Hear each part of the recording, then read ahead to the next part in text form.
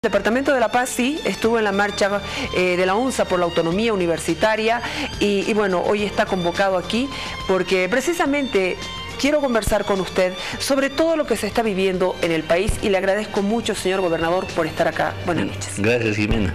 Muchas gracias por la invitación y gracias por darme la oportunidad de conversar con la población que está con este medio. La verdad, vivimos un momento de alta conflictividad.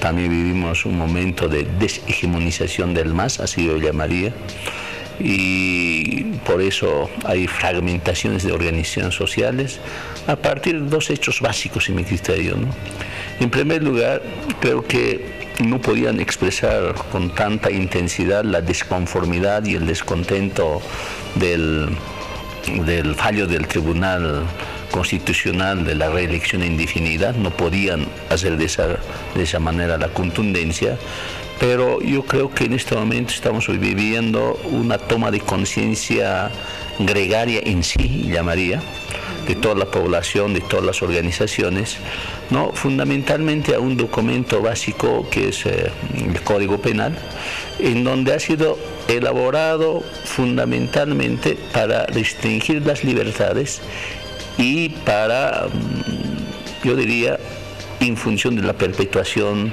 del poder de una persona, el control estatal a las libertades personales, a las libertades corporativas, de opinión pública. Creo que eso es la expresión, con ese objetivo al parecer que han elaborado muy intencionadamente, muy direccionadamente el Código Penal, y ahora recién, digamos, la gente toma conciencia en sí de esa situación y está por pasar, en mi criterio, a otro paso más, que yo llamaría conciencia emancipada política, evidentemente. Y esa conciencia emancipada va a depender mucho en el sentido, digamos, de la forma como se organiza fundamentalmente los ciudadanos, así yo creo que en este caso ya dispersos, no corporativos. Los corporativos todavía siguen siendo cooptados, El caso de campesinos como estructuras dirigenciales son todavía parte del MAS, Hay algunos sectores de junta de vecinos, algunos son cooptados y algunos están divididas. O sea, no hay una organización en este momento monolítica, no podemos hablar ni ninguna, ni de la COP, ni de los campesinos, ni de los gremiales, ninguna. Ahorita podemos decir que hay una organización corporativa monolítica que obedece, digamos, el mando de los dirigentes y el mando, digamos, de un partido político. Ninguno. Toditos están totalmente fragmentadas. Se ha intensificado desde mi punto de vista la separación entre las bases, entre el pueblo de la masa y los dirigentes. Los dirigentes hablan una cosa y otros no. O se organizan o en otros dirigentes como intermediarios para su organización, y en esto yo creo que juega un rol muy importante, particularmente en las generaciones nuevas, las plataformas, por ejemplo, que permite organizar. Pero yo creo que esto es el momento que estamos viviendo, de una conciencia gregaria en sí hacia una conciencia emancipada política. Yo creo que esto es el asociar, digamos, el Código Penal, que precisamente todas las organizaciones reivindican la recuperación de los derechos humanos, las libertades fundamentalmente, frente, digamos, a un movimiento que pretenda por lo menos evitar la reelección indefinida o en contra del fallo y pidiendo fundamentalmente el respeto del 21 de febrero, que ha sido la derrota de esta consulta de precisamente la reelección indefinida. Permítame, por favor, saludar a todos los radio oyentes de Radio Líder FM 97, que está también en el sistema satelital, en el streaming, y nos escuchan a nivel mundial a través de Radio Líder FM 97, que está también en internet. ¿Qué opina usted sobre la reactivación del Comité Nacional de Defensa de la Democracia? Un hecho que hoy se convirtió en un hecho noticioso de fuerte impacto, porque, bueno, lo que pretende es unir derechos humanos, la Central Obrera Boliviana, la Universidad Mayor de San Andrés, con DECOB, con el JUVE, y precisamente respetar la Constitución. Es un resultado precisamente de esta situación de, digamos, de imposición de la norma elaborada en función de coartar las libertades, los derechos humanos y fundamentalmente las bases de la democracia que se cuaja en dos cosas, ¿no? Respeto a las normas, yo creo que es la base fundamental de cualquier Estado, ¿no?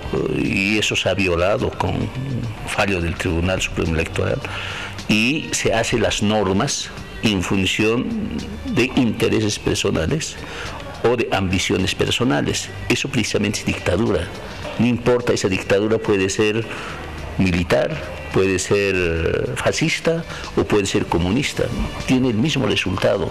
El que viola, digamos, no respeta o hace normas en función del interés del grupo o de la persona. Eso es la dictadura precisamente. ¿Estamos viviendo en una dictadura? En este momento hemos instaurado la dictadura plebiscitaria, ¿no? La dictadura plebiscitaria, eso es lo que hemos instaurado. ¿Y qué significa eso, no?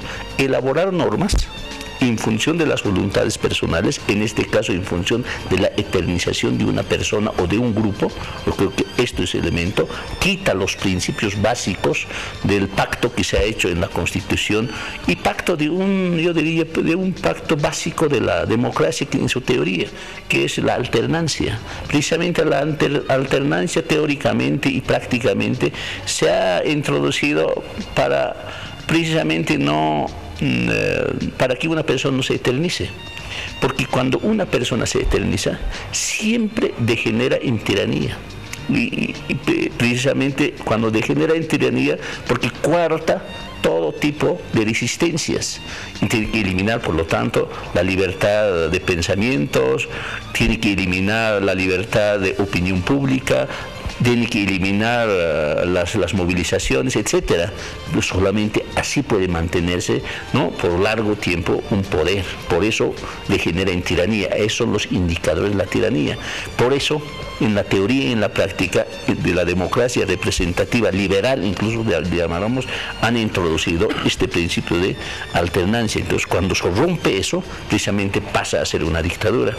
Y yo digo plebiscitaria porque también se basa en las consultas y con el apoyo de las masas, con el pueblo. Cualquier dictadura, no hay ninguna dictadura que solamente no someta al pueblo. Siempre hay sectores sociales que lo apoyan a una dictadura. Si revisamos la historia, puede ser en la historia de los fascistas, en la historia de los comunistas, hasta en la historia de las dictaduras militares, siempre hay unos sectores que apoyan a ese tipo de dictaduras. Entonces, en este caso particular, ¿no?, de este tipo de dictadura, se basa en el voto, pero el voto ya manipulado, el voto ya, digamos, direccionado. Si realmente el pueblo todavía lo apoya, lo deja.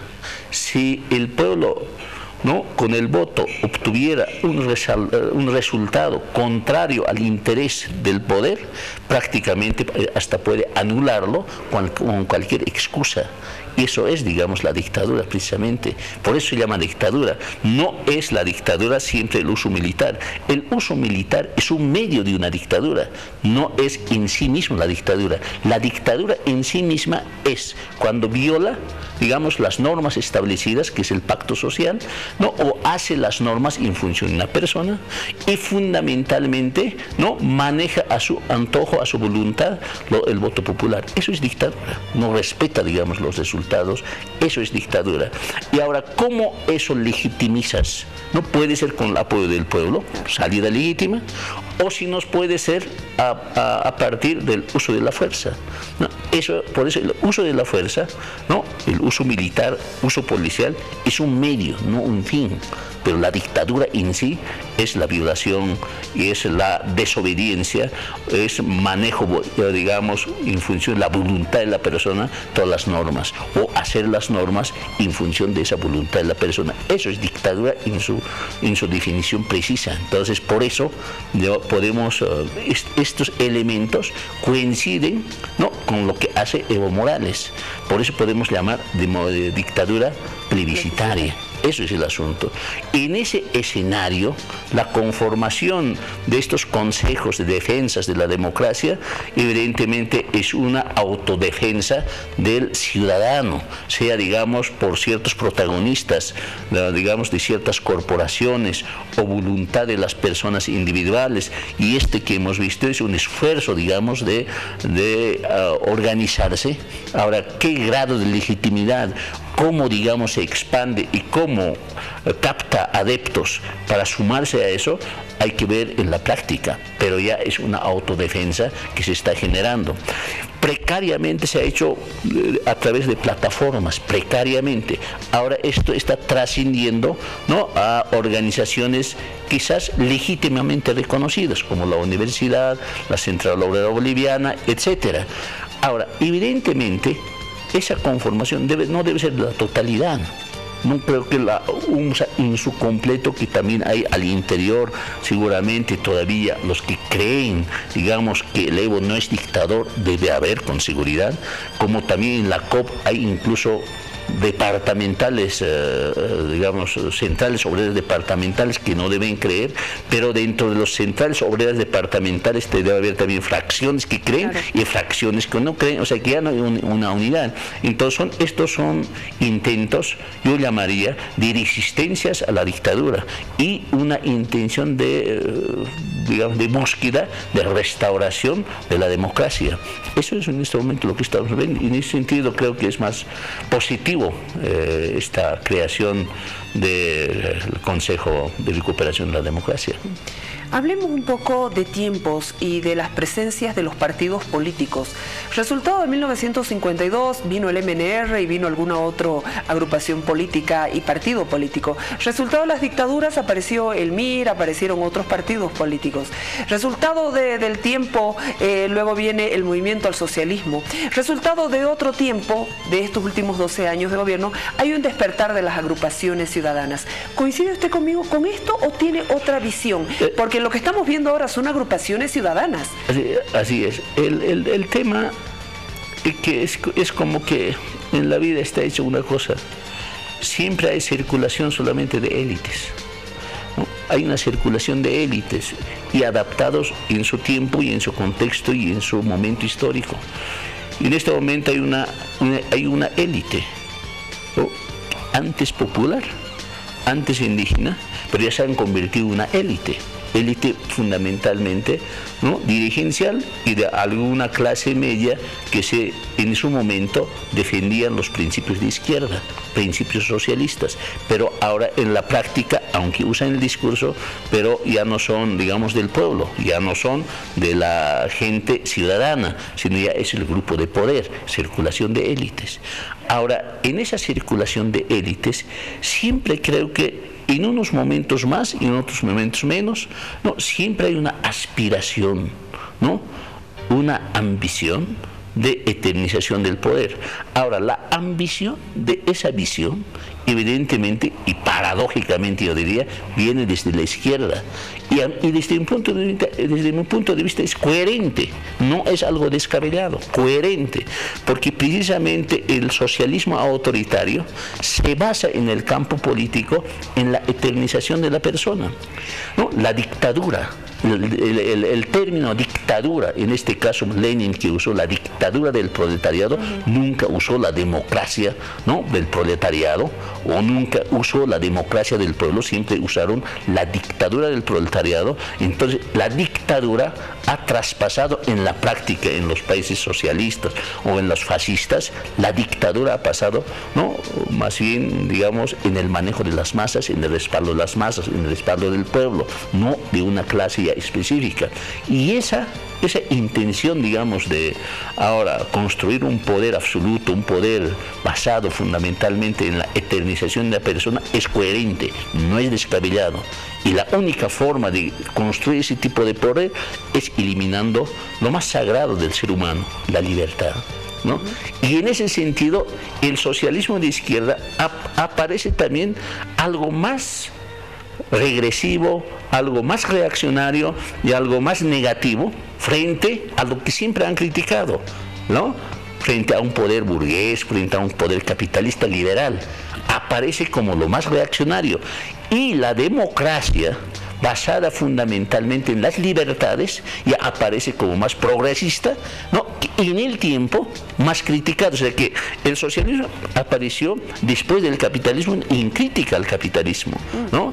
Pero en la práctica, ¿no?, se ha convertido, ¿no?, en una especie de más reaccionario frente a principios liberales que quizá ha planteado anteriormente al socialismo.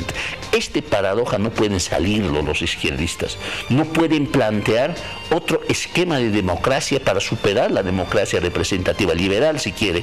Entonces, en ese sentido, evidentemente, en este momento la gente se une para defender la democracia representativa, porque al parecer que el socialismo no promete o coarta, ¿no?, o se consolida como coarta las libertades.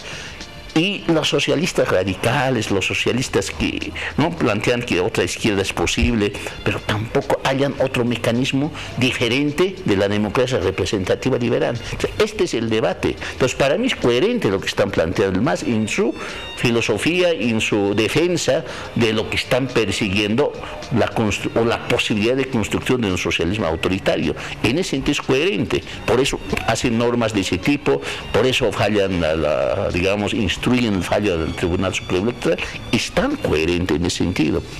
Pero ese tipo de sociedad, precisamente, es regresivo frente a la democracia representativa. En la democracia representativa liberal, basada fundamentalmente en el Estado de Derecho y las libertades, en ese contexto parece más progresista, y por eso todas las sociedades que han pasado por el socialismo retornan nuevamente al capitalismo, retornan nuevamente a la democracia representativa liberal, porque no han planteado otro esquema de representación fundamentalmente que devuelva el poder al pueblo. Nunca han encontrado. Y nosotros como movimiento Tercer Sistema, eso es lo que estamos planteando con mucho esfuerzo, mucha teoría, pero es otro momento. Pero esto es lo que está pasando en este momento en términos, yo creo, prácticos. Entonces está confrontado en esa situación. Y en función de eso uno evalúa cuál conviene, ¿no es cierto? Y muchos dirán, jóvenes todos, el movimiento ciudadano, quizás no pertenecientes a una organización corporativa, lo dicen, no, pues no, yo no puedo vivir ese esquema de sociedad autoritaria, prefiero, digamos, la democracia representativa, porque eso me garantiza las libertades, porque la libertad es lo más sagrado del ser humano. El patrimonio económico incluso no es tan valorado frente a la libertad. La pobreza, digamos, los proyectos, las obras, ¿no?, son bienvenidos en un momento pacífico, pero en un momento cuando está restringida la libertad, esos patrimonios, esas obras, esos proyectos ya quedan en lo secundario, porque estás afectando, yo llamaría, a la interioridad de la persona, a la interioridad, digamos, de movimiento, ¿no? Restringes el movimiento, restringes, digamos, la posibilidad de autorrealización como persona. Y cuando tocas eso, evidentemente se organiza la sociedad. Desde Palacio de Gobierno se maneja ya no tanto el discurso del socialismo, la derecha o el capitalismo. Se maneja un discurso en sentido de que son los caras, son los blancos, es la clase media la que quiere derrocar al indigenismo. Hay ese discurso el que se maneja en este momento. ¿Usted cree que es así? ¿Qué es lo que piensa sobre esto y la realidad boliviana ahora? A ver, hay dos cosas ahí, ¿no? El gobierno ha posicionado el discurso de polarización, de calificar o descalificar o poner adjetivaciones a todos los que no compartían, de derecha, imperialista, capitalista, ¿no?, para sacar rédito. Y como que esto ya está desgastado y como que la gente ha tomado una conciencia de qué es el resultado en la práctica del socialismo, entonces se han dado cuenta, entonces ya bajan al desarrollo de la sociedad interna. Y ahí piensan, digamos, que al ver que esta polarización indígena, no indígena, ¿no?, blanca mestiza o no mestiza, ¿no?, piensan. Pero a partir de 1970, si bien ha habido racialización de la sociedad, eso es de hecho, pero ha ido cambiando. Hoy día la clase media, como clase, yo diría como clase, evidentemente hay muchos, le llamaríamos entrecruces, hay muchas diseminaciones, ¿no? Prácticamente la gente indígena ha ido asumiendo roles de la clase media, y muchos. Entonces, eso es la clase media, prácticamente. Por ejemplo, yo soy indígena, aymara, en términos de pertenencia étnica, pero en términos de pertenencia de clase, soy de clase media, ¿no? Entonces, mucha gente como yo, ¿no?, en diferentes ocupaciones, tienen ya ese rol mayoritario en las ciudades, ¿no? Ese rol de clase media, aunque de pertenencia étnica, siguen siendo de pertenencia a un grupo aymara, a un grupo quechua, etcétera. Pero en términos de clase se ha diseminado. Por eso es interesante. En cuanto a los médicos, por ejemplo, hablaremos de auxiliares de enfermerías, trabajadores sociales, nutricionistas, ¿no? Todo el campo médico. Prácticamente no vas a distinguir un grupo de élite blanca, ni tampoco vas a distinguir, digamos las personas ya, digamos, de extracción indígena. Se han convertido todos profesionales, sí, y se han convertido en defensa de su profesión, de su ejercicio laboral, ¿no? Y eso es lo que hemos visto. No es un grupo exclusivo, reducido, que ha defendido en contra de la profesión. Como gremio profesional, como gremio de trabajadores de salud, han movilizado todos y mezclados, provenientes de extracción indígena y provenientes, digamos, de la clase, llamaremos, ¿no?, blanca mestiza, con un mismo objetivo de defensa de la profesión, defensa de su ocupación, de su rol que ejercen como en el campo de la medicina. Eso es lo que ha pasado. Por lo tanto, digamos, atribuir, digamos, que los blancos y contrarios en este momento por lo menos no existe. Y además yo diría, desde que subió el Evo Morales, con la construcción de Estado plurinacional, prácticamente los indígenas han roto, digamos, los esquemas de fronteras. Ha roto, ¿no? Los roles de discriminación deben ser ya a nivel más subjetivo que en términos reales, ¿no? Prácticamente. Entonces, aquí ya no hay. Han transcurrido. Antes, por ejemplo, era quizás exclusivo viajar en avión por la clase blanca mestiza, pero hoy día ves el avión totalmente mezclado. Han ocupado ya los espacios de poder, ¿no? Particularmente en el campo legislativo, también en el ejecutivo, ¿no? Los roles y ocupaciones en los espacios estatales, ahí están todos los extractos indígenas, que en muchos casos también los que pertenecen al campo político se han convertido en una élite política de eso. Entonces, aquí ese discurso, digamos, es la lucha entre indígenas. No, en este momento es bien simple. La lucha se ha convertido, no simplemente la reconquista, la restitución de los derechos y restitución de la libertad, ¿no? Independientemente de la pertenencia étnica, pertenencia de clase, independientemente. Eso es en este momento la que está uniendo al pueblo. Y la reconstitución de las libertades fundamentalmente está basada en la democracia. Y eso es en este momento la que está ya empezando a unir a la población, ¿no?, de manera multiforme, no corporativa, no con una dirección, sino todos defienden desde su campo, desde ese lugar, un movimiento totalmente multiforme. En este momento el movimiento al socialismo ha ido superando de alguna manera uno de los conflictos más duros, que fue el conflicto médico, al margen de lo que haya podido decir hoy la ministra de Salud, que enseguida vamos a tener ya la unidad móvil con el doctor Larrea a propósito de lo que dijo hoy la ministra de Salud. Manejó este conflicto. Sin embargo, desde su punto de vista, el gobierno dobló la mano. ¿Quién cree usted que ha sido aquí el que realmente ha ganado en términos de democracia, en términos de respeto? El ceder por un lado, el ceder por el otro, un conflicto de 47 días que se pudo haber evitado. ¿Cuál ha sido su evaluación de este asunto? A ver, hay un objetivo mayor y hay un objetivo intermedio. En cuanto al objetivo mayor, es la reconquista de la democracia y las libertades. Eso todavía no se ha logrado y no sabemos cuál va a ser el curso todavía de este desarrollo, porque recién hay una toma de conciencia gregaria en sí, y en esa toma de conciencia emancipada política no sabemos, ¿no?, todavía el curso en que va a terminar. Pero lo que sí, digamos, el gobierno va a terminar totalmente deslegitimado. Eso sí, eso es el resultado. Ahora, pero eso en política es lo más caro. Y la política evidentemente ya es una batalla ganada, en ese sentido, una batalla ganada. En ese sentido, en los objetivos intermedios más concretos de intereses sectoriales, como es el caso de médico, ha sido un triunfo de los médicos el haber anulado o derogado el artículo que conflictuaba con los médicos, es el 205, y han retrocedido en ese sentido. Es una derrota para el gobierno en su intención, ha sido derrota, y es derrota por su sector, de sus empleados, o sea que el médico es empleado del Estado, entonces la ha derrotado el empleado al patrón, diríamos, ya es una derrota como objetivo intermedio, pero no es derrota con el objetivo mayor, ¿no? Ahora, eso evidentemente, ¿no?, hubiera sido quizás más fácil para el gobierno, no hubiera salido tan deslegitimado si hubiera sido su análisis y su respuesta en tiempos de manera corta.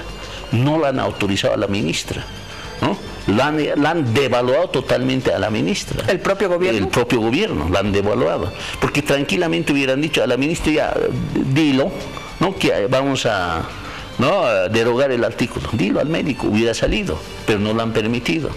¿Y por qué no lo han permitido? Aquí es bien interesante. ¿Por qué? ¿Qué ha pasado? Porque también es el mismo resultado, porque a la ministra hubiera ordenado ya aceptar la derogación y la ministra hubiera firmado, pero no lo han dejado. Es que aquí en el interior de la organización de un grupo político, en este caso el MAS, ¿no?, tiene que aparentar los grupos más leales, los grupos con mayor influencia para solucionar. Tiene que aparecer alguien como solucionador. Por lo tanto, estaba en el grupo fuerte, en el grupo duro. El grupo duro, precisamente, uno de los grupos duros es el ministro Romero. Ministro Romero. Han delegado a él, porque ese es lo que ha hecho, también hubiera hecho él, la ministra. Lo podía haber sin ningún hecho. problema también lo hubiera hecho, incluso en tiempos más cortos, y ni siquiera hubiera ganado esta deslegitimación el gobierno. Hubiera hecho, pero no lo ha hecho, precisamente por cuidar la élite, y a la élite hay que ver como solucionador. Entonces, este es problema interno. Entonces, en este momento, la que más ha salido deslegitimado, totalmente, digamos, como diríamos, estigmatizado, es la ministra, ¿no?, la ministra de Salud, ¿no?, más estigmatizada para la población, para su propia militancia, totalmente desestigmatizado. En realidad, como se dice, le han quemado una ficha, pero de lo más fatal posible. Eso es lo que ha ocurrido. Entonces, en ese sentido, evidentemente hay una ganancia, digamos, del sector médico. La ha triunfado, la ha ganado, la ha retrocedido el gobierno. Es una primera batalla que ha perdido, que nunca ha perdido muchas cosas, ¿no? Ha ganado. Ahora, evidentemente, ¿no?, seguramente deben estar conflictuados en esta batalla mayor, porque ya se asocia muchas cosas, ya son cosas políticas, ya no son cosas reivindicativas, ya son cosas políticas que en este momento ya se está divirtiendo. En menos de un mes han pasado 3 hechos que yo los voy a mencionar. Si usted tiene alguno más que quiera agregarlo, agréguelo. El fallo del Tribunal Constitucional Plurinacional, poco tiempo antes de las elecciones para autoridades judiciales. Inmediatamente empieza el conflicto médico con el nuevo código del sistema penal boliviano. A partir de esos 3 hechos, a mí me gustaría, por ejemplo, unirlos, porque despertaron al ciudadano que estaba ahí. ¿Se está escribiendo una nueva historia en la vida política del país o estoy exagerando? No, evidentemente vamos a entrar a otra etapa de la historia. Ahora, cómo entramos y cómo salimos de esa otra etapa, yo creo que va a depender mucho de la forma de la composición de correlación de fuerzas. Va a depender mucho, ¿no? A ver, el gobierno, ¿no?, una vez que pase el conflicto, va a tratar de reconquistar su legitimidad, que eso es bastante complicado, ¿no? Cuando la población se enoja, la población ya tiene otro curso de la historia, es muy difícil de conquistar. Tiene que hacer seguramente maravillas, pero muy probablemente nunca está descartada esa hipótesis, pero tiene que reconquistarla. Pero en el gobierno hay una meta fundamental, el objetivo final, ¿no?, de no dejar el poder. Y en ese caso, en las elecciones que ocurriera en 2019, ¿no?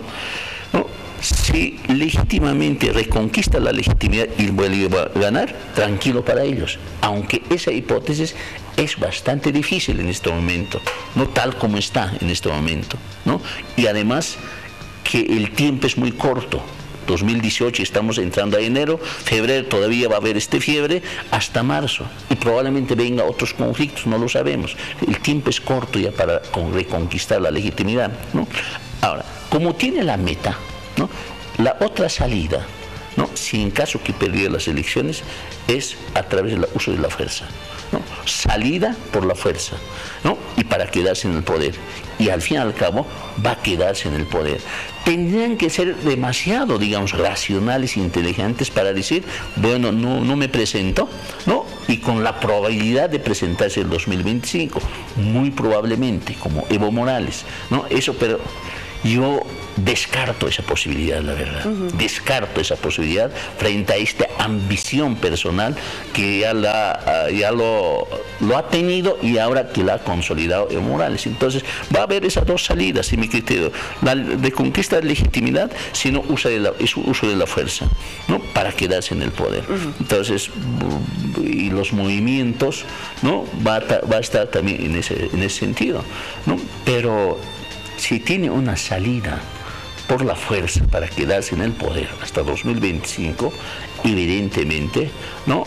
Va a pasar a una historia, Evo Morales, a una historia la más negra de la historia de Bolivia, ¿no? Lo veo así. ¿Está a favor de la abrogación del nuevo Código del Sistema Penal? Yo con toda honestidad, sí, porque fundamentalmente afecta, ¿no? Lo que yo siempre he dicho, afecta a lo más sagrado del ser humano, la libertad, ¿no? La libertad es el básico, ¿no? Y eso creo que lo está afectando y lo toca lo más íntimo de la persona, ¿no? Y por eso creo que a todos nos atinge a estar y luchar donde estamos por abrogación de este Código Penal. Usted ya marchó por la autonomía universitaria recién, usted es docente en la universidad, estudia en la universidad. ¿Va a movilizarse? ¿Va a marchar? Mira, yo siempre tengo dos, uno, digamos, soy gobernador, represento a un departamento con el voto. Por lo tanto, para mí, digamos, no es fácil. Aquí lo digo, ¿no? Porque como gobernador soy político en primer lugar. Porque por eso he sido elegido por un partido, por un voto político, fundamentalmente. Pero en este momento la que funciona son la autoorganización del movimiento ciudadano. No lo cae muy bien los políticos en este momento, porque eso lo politizaría, ¿no? ¿Y usted no quiere? Yo siempre he evitado. Cuando he marchado por la autonomía, he marchado como docente, obedeciendo a una resolución del Consejo Universitario, y me corresponde como docente en ejercicio marcharlo, ¿no? Y en ese sentido, ¿no? Digamos, huelgas de hambre de los políticos de la derecha, ¿no? En vez de favorecer, digamos, a reorganización del movimiento ciudadano, lo está perjudicando, ¿no? Porque además eso lo está permitiendo al movimiento ALMAS para calificarlo cualquier movimiento como movimiento de derecha, y que no lo es ese movimiento ciudadano. Ahora, en la historia también siempre hay de los políticos que quieren aprovecharse, ¿no? de las situaciones dadas, y eso yo creo que, ¿no? perjudica sinceramente, ¿no? Y yo, ¿no?